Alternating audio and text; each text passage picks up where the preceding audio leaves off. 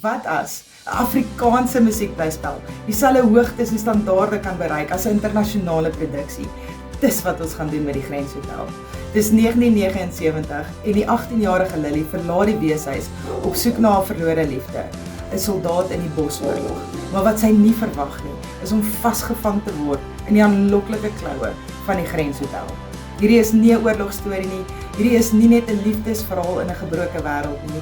Hierdie gaan oor die mense binne in daardie hotel en wat hulle bereid is om op te offer om aanvaarding te kry. Daar's 'n paar groot eerstes in Afrikaanse teater wat ons gaan aanpak.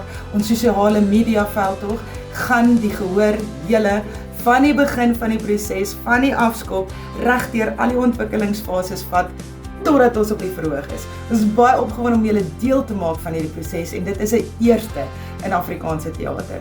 En dan ons ontwikkelingsproses is ook gebaseer op groot Amerikaanse musicals waar ons werkswinkels doen en intense ontwikkeling om die beste uit hierdie produksie uit te kry. Ons het 'n ongelooflike ervare professionele span agter ons en hulle kan nie wag om te begin nie. Maar daarvoor het ons julle hulp nodig want die eerste stap in ons proses is ons leesvoorstelling. Dit is waar ons borge, die media, beleggers, kunsvennote, social media influencers, ek is seker wat dit in Afrikaans is nie, ook betrek om deel te maak van hierdie proses en sodat ons fondse kan kry om hierdie produksie op die planke te gooi vir julle. So ek is baie opgewonde, asseblief word deel van ons gemeenskap, ondersteun ons, want die span is gereed, die storie is in plek. Al wat ons nou moet doen, is ons moet geskiedenis maak.